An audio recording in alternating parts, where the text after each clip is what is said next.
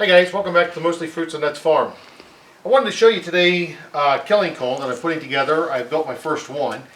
I looked online, and probably you've done the same thing as I've done, looked to see if you can find them online, and they range anywhere from probably $25 to $45, $50, $60 US. Of course, Mostly Fruits and Nuts Farm, we are in Canada, and so for us to order something, we got to pay duty to get it over the border, but we also have to pay more money because the U.S. Money's worth more than ours is. So I started looking online to see if I could find a way to make my own killing cones. And I did find some great videos on it and kind of took their ideas and went to Home Depot and Lowe's, found a couple things. I want to show you today how I built my killing cones and how I'm going to do it. I think it'll be a help to you as I watched the videos already on YouTube. They did a great job on them, but it looked like they were having a little bit of a difficult time getting them put together. And so I have a system of doing it that might help you just a little bit. I hope it's a blessing to you. And so stay with me. We're going to show you how to make your own killing cones. Okay, so I've laid out a few things that you're going to need to be able to build these killing cones. First of all, I want to show you the first killing cone I made. First one I didn't turn out so well. And so couldn't remember all the measurements I heard on the other YouTube videos. And so I kind of had to figure out, I remember 30 inches across the top and didn't quite get the bottom right. It didn't go together right. So this is one that I kind of guessed at. The one I'm making right now is going to be just a little bit bigger, I believe, because I have a little bit bigger birds that I want to put in.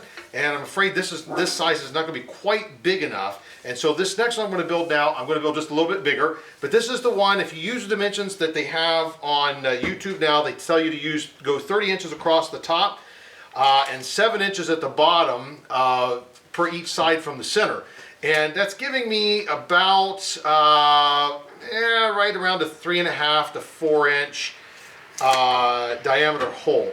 And so I think that's pretty good for a chicken to go in. This end here, it's about a little over 9 inches is the diameter at the top side. So I also am going to be doing some turkeys, and so the next one I make is going to be a little bit bigger. My roosters are pretty good size, and so I want to make one just a little bit bigger than this so that I can get all of my birds to have a post here that I'm going to mount these onto and make a stand for them. So when we're going through and we're doing the killing, we can do 2 different sizes at one time if we want to, and then put them into the chicken plucker and take care of them that way. All right, so let me show you, first of all, put this off to the side. Let me show you, first of all, what you're going to need is, I know when you look at the other YouTube videos, they tell you to buy the rolled aluminum from Home Depot, which is a great way to go, I'm sure, because it doesn't rust. It would be an excellent way of doing it. I haven't heard positives, negatives, nothing about using galvanized, but this is a piece of galvanized. And I'll tell you what this is. This is what they call joist panning.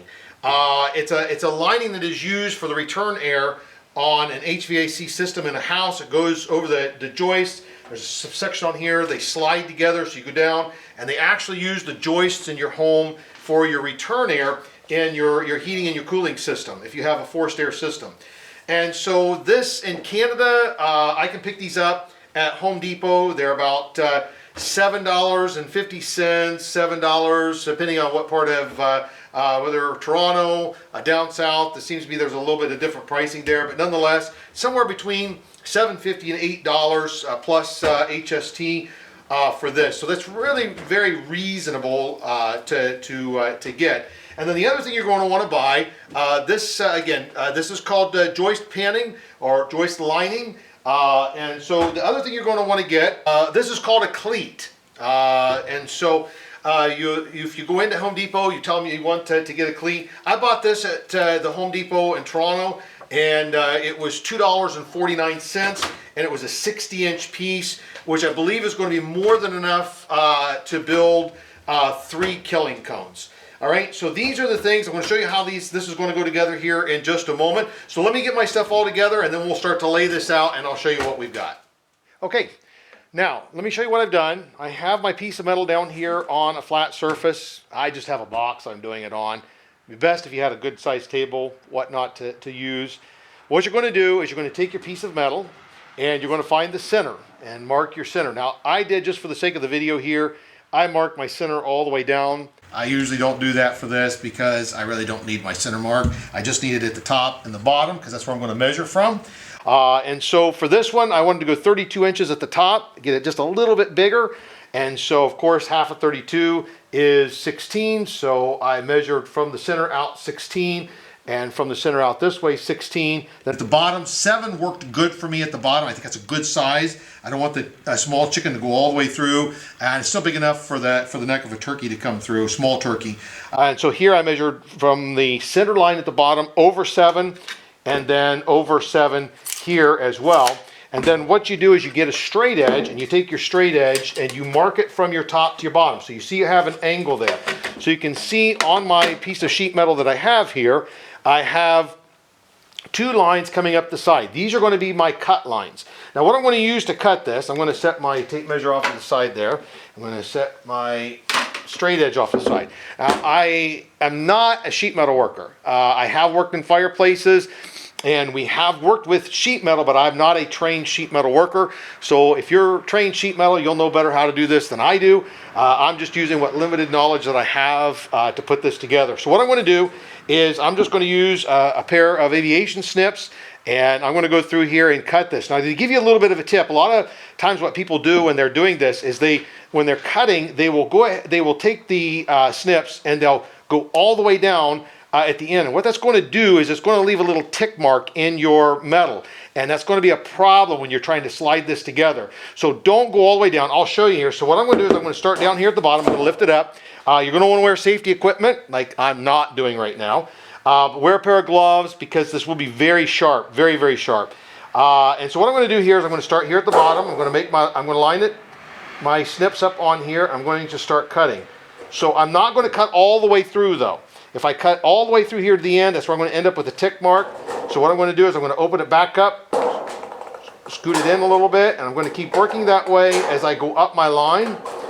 And carefully, because I don't want to distort my metal any, at least as much as possible, try not to do that. If you're a sheet metal worker, you probably have a shear. Shear would work fantastic with this. Then at the end, I can go ahead and snap it all the way down. Now I have my line coming across the side here. It's not perfect, but it's close. All right, so we're going to do this other line, and then once I get this other line cut, we'll come back and I'll show you what you're going to do. All right, guys, here we are. We're back again. Now I have what is called the cleat. It says it's a cleat, 30 gauge. It's all I know about it. If you go into Home Depot, tell them you need a sheet metal cleat, I'm sure they probably all know what you're talking about. What I'm going to do with the cleat now, it comes exactly like this. Again, about 60 inches long. So what I'm going to do here, you could go through here and measure this, but I'm not going to. I'm just going to guess at it here. I know when I turn this in that I don't want to come all the way up here to the top, nor do I want to come all the way down here to the bottom, because then it's going to hang over. Or I'm going to have to try and figure out an angle here and here. It's not necessary. We don't need to go through all of that. So what I do is I'm just going to come in here. I'm going to mark about in here is where I want to cut that. And measuring it by what I have here on my piece of metal. What I'm going to do, you can cut it with your snips. I did this last one with my snips. It takes a little bit. You got to put a little bit of pressure into it, keep working into it, and you'll be able to cut it off. But this time for the video, what I'm going to do is I have my chop saw out already. I was doing some other metal working, and so I'm just going to come over on my chop saw real quick, and I'm going to cut that right. Here we are over at my chop saw. I've got it locked in, marked, figured out where I want it. I've never done it this way before. I just thought about doing it, so I hope this works. I'm not sure if it will or not, but let's give her a shot. Okay, here we go. Okay, so I've got that cut. I've got it, the burrs taken off of it.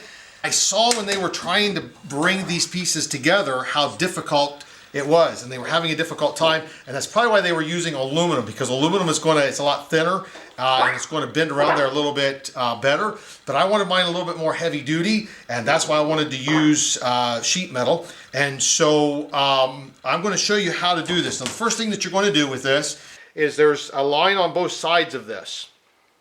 And what happens is you just take your sheet metal and you slide this cleat onto your sheet metal here. Try and center it. You can move it in and out just a little bit. Okay, just like that. Now on mine here, I'm going to get, I've left the sticker on there and I shouldn't have. So I'm just going to get a knife real quick here. Make sure you're wearing your proper safety gear and also have the proper tools with you. It'd been nice if I'd had a knife here like I should have had, but I didn't. All right, so what I'm going to do here now, which makes this so much easier, is now I could just simply bring this around to this side, and just like you're working with a piece of sheet metal duct, all that you have to do now is find the slide on this side, and you just slide it right into that cleat. All right, and it'll slide right into the cleat just like that, and just kind of straighten it up a little bit. And you can see there now how that went together. I had no trouble with that, and I did get a little bit of an extra bend there, but that's all right. Get a little bit bigger cone here. Kind of square it up just a little bit. There you go, like that. And there it is. Now, what I'm going to do with this is I'm going to take, while I have it in this spot, make sure that my cleat is on there. It's on both sides. I'm going to get my tin snips here. I'll try and find them. Here we go. So one thing you're going to do, this is going to be sharp up here at the top. So what you're going to do is you want to come across and cut those off. All right. So that's why you want to be careful how you do that. And leave a bit of a tip there, which you don't want in your other pieces. But then that gives you a nice top up there. And now I'm going to show you how to make this. You've got to make it so that this doesn't come apart. So we're going to put some rivets into this. And you say, well, how in the world are you going to put a rivet into this side? I'm going to show you how to do that here in just a second. We're going to put a rivet in here at the top, and then we're going to put one here at the bottom. Now my suggestion to you is, and other videos I've seen on YouTube, they said the same thing. They found out, like I did, move the rivet down farther because it is in the way when you get up here into the top. And that's what I did the first time too. I put my rivet in up here at the top, and it was in my way just a little bit. So I'm going to move it down here to the bottom, and I'm going to put my rivet in down here. I'm going to put a rivet in down here at the bottom, and then I'm going to make another little piece that I'll show you here in just a moment how I'm going to put that together. Okay guys, here we're to the spot. We're going to drill a hole in this, and we're going to put a rivet up here into the top first. Well, the way the cleat goes, it actually makes the sheet metal to overlap, and it holds it together. So it is perfect. So you don't get any wrinkles or bends or bows in your metal. And so it's perfect to do that. You just want to be really careful. Again, wear safety equipment like I'm not doing. But you want to come in here. I'm going to go down just a little bit more this time. I'm going to drill a hole up here for me to mount it to. And so I'm going to come down into here, drill me a hole. This is a 3/16 drill bit. So what I'm doing is I've got two different sizes here. I've got both are 3/16. But one is 3/16 in depth and the other is 1/4 inch in depth. I'm going to be using those here, the inch, a little bit longer ones here in just a moment. I'm using the 3/16 right now. So they're going to go through here, and they're just going to barely go through there. But all I want it to do is to keep the sheet metal from moving. It doesn't have to really hold it. It just has to stay in, keep the sheet metal from moving. And then also when I drill the other side, I'm going to drill it from the back side. And I don't want it to tear up the chicken when the chicken goes down in. So I want it to stay smooth. If you use a 3/16, it's perfect. The little round spot there at the bottom will actually be at the inside, and it's very nice. It's smooth, and it won't tear anything up. So first thing I'm going to do here is I'm going to drill a hole here in the top.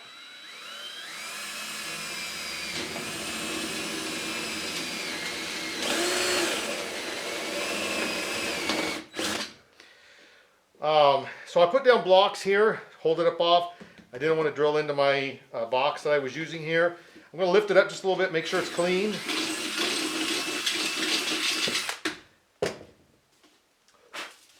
Then what you're going to do, I've got two different riveting guns. I'm going to use a pneumatic one for the other parts, but I'll show you this one here first. This is just an old-fashioned rivet gun. Has two different settings. Honestly, this is made in the USA, but to be honest with you, it didn't fit. I ended up having to take this front piece off, drill it out so that these would fit in there. So you pull the back side out, you put your rivet in, then you take it and you push it all the way through your metal until it is flush at the top, and then as you bring your handle down, it pulls that up through and then snaps off the, I'll show you here at the bottom. It'll come out. It snaps off the shaft, leaving the rivet in there. It's keeping it so that it won't come apart now. You can kind of see here it leaves just a little bit of a dimple there on it.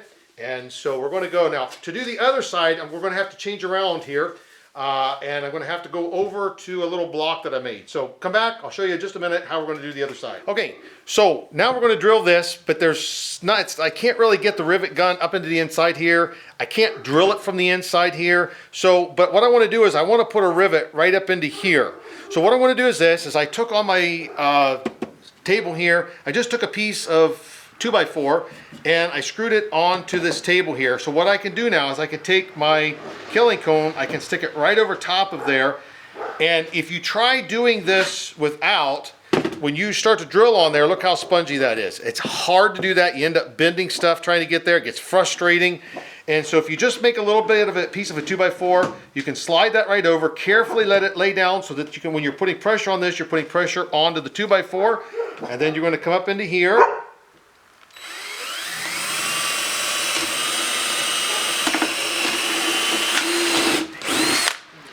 All right, so I got that, and looks like it's a pretty clean hole. I'm not going to mess with that anymore. So then what I want to do is I'm now going to put my rivet in, and I'm going to take my rivet gun, and I'm going to put it on there, I hope. If I can find my hole, get it lined up. It's a whole lot easier doing this with the pneumatic one. In fact, I'm going to use the pneumatic one.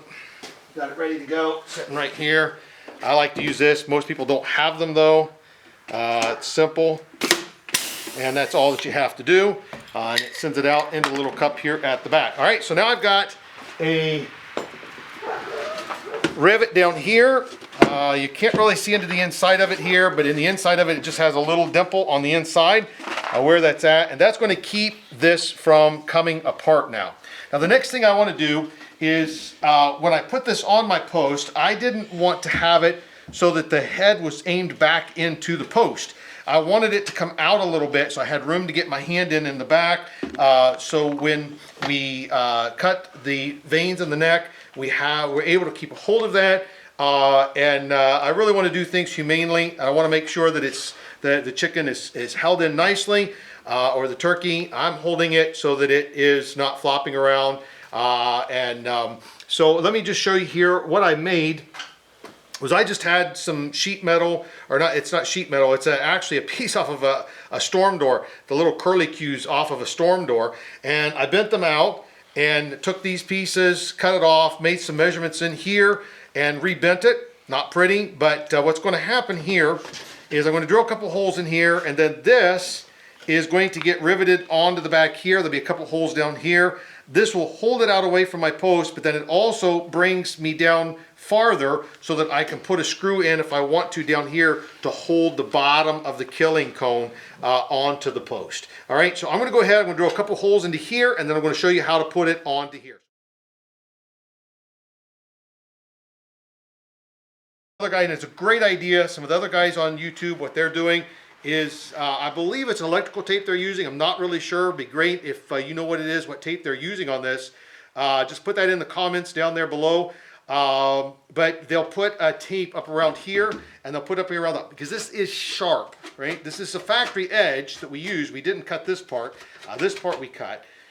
But it is very sharp, and so it's not bad, but you may want to put some tape over it just to make sure you're not cutting up your hands. I would assume if you're doing this, I am going to be using fishing gloves that they use to fillet fish. If you're out fishing and you're cleaning the fish, I'm going to use those when I'm doing my chickens, and then that way, because the knives are very sharp, I just want to make sure that I'm protecting my hands, like I'm not doing now. But you want to make sure that everything is good, protected, and so I'll show you that here in just a moment. I'm going to put it onto there. I don't know that I'm going to put tape on mine, but it is a good idea for you to put that onto yours. So I'm going to attach this to the board, and I'm going to show that to you here in just a moment. All right, so we have that not finished, but pretty much finished the way I want it to be done. I have it attached to a post here. As you can see, this post is not really attached to anything on the ground right now, and the reason for that is because my goal is to eventually put this onto, I save everything. I get junk all over the place, people throwing treadmills away, stuff like that. So I'm going to build a spin for the bottom. It'll be a manual one so that you can turn it. So if you're over here, you can do one, you can spin it around if you want to. Ultimate goal is I'd like to have 2 more put onto here, and that way we could do 4 at a time. So anyhow, there it is, it's done. You can see I've got it so that it is held out away just a little bit here at the bottom. I like it better that way. I'm not right up against the post. So I built these little standoffs for it. You don't have to do that if you don't want to do it. I don't know how you would do the bottom though. It'd be a little bit harder to get that screwed into your post if you didn't have a standoff onto there. I made that so that I could screw them in down here at the bottom, put a couple holes into there like that. But you can see here at the bottom, you just could put a 5-gallon bucket down here so that as you are doing one, it can bleed down into the bucket. I have a couple other ideas I'm thinking about doing with this. If I do, I'll let you know how it works. One of the things I'm thinking about doing with this is putting a piece of plastic or rubber around the bottom here that hangs down where you can lift it up. As you put the chicken in, it will come down around so that it darkens it for the chicken. They're not underneath looking all over the place. Again, I'm trying to make it as humane as possible. So that as you cut the neck, then you just it drapes down, stays dark for the chicken, but it's safe for you to be able to work there as well. Hugs the chicken down inside of here so he doesn't flap around. From everything I've seen, most humane way of killing a chicken. There might be other ways of doing that, but we want to do these ourselves. It's not something I really want to do, but I want to know what's being done with my chickens. We were taking them and we were having them butchered someplace else at a government inspected facility. But you got to pack them up really tight inside of a plastic crate. There's all these regulations. It's got to be this kind of a crate, this type of material. You got to drive them all the way. The closest one for us is about an hour away. Drop them off, come home, go back up 2 days later, pick them up after they've been inspected. And you have to take them up the night before, so the chickens are living in that little crate overnight. I don't like that. I take good care of my chickens. We treat them very, very well, give them a really good life. And so I like the idea of being able to take them and just right away dispatch them and be able to put them into, have them done very, very humanely. I know what took place. I know how they were killed. And I feel more confident doing that myself. I don't want to do it, but I think it's going to be a better route to go. I did pick up a chicken plucker this last weekend, so I think I've got everything together. I've got my pot for boiling. Let you know how that goes. There are some temperatures and things we got to get right on the scalding the chicken after we've dispatched them, before we put them into the plucker. And so there might be some other videos out there, YouTube. I'm sure there are lots. Tell you how to do that. Probably make one more even bigger one yet for my turkeys. And put that on here as well, or maybe make a separate one, do the turkeys at a separate time. Not really sure. But anyhow, this is what I've done. I don't know how well it's going to work, but so far it was easy for me to put together, easy for you to put together. Again, those cleats are the key, in my opinion, because it helps you to bring it around there. It holds it for you. You're not trying to work with it, drill holes in it, everything. It holds everything. You can work on it very, very easily. It's sturdier than the aluminum. I was really hesitant with using that. Guys, I hope it works out good for you. You could probably even go buy some sheet metal, do the very same thing with stainless steel if you wanted to. Mine I'm using is galvanized. I think it'll be fine for what I'm doing, I hope. Anyhow, I hope this helped. I hope it's a blessing to you. Maybe help as you're making your killing cones. I did these. The whole thing cost me less than $10. Well, less than $10 to build each killing cone Canadian. So I don't know, in the U.S. you may be able to do it even cheaper. You may find another way to do it cheaper. Find a guy who's doing heating and cooling, tearing a house apart or something. Be able to find the cleats that they're taking apart there. Maybe some sheet metal off old duct that you could use. Always ways that you can do it. If you need to do it a little bit cheaper, there is ways to doing it. But this was the most inexpensive way I found to do it. So hope it's a help to you. And if you like it, subscribe to our channel and hit like, and we would certainly appreciate that. Again, this is Jeff and AJ from the Mostly Fruits and Nuts Farm.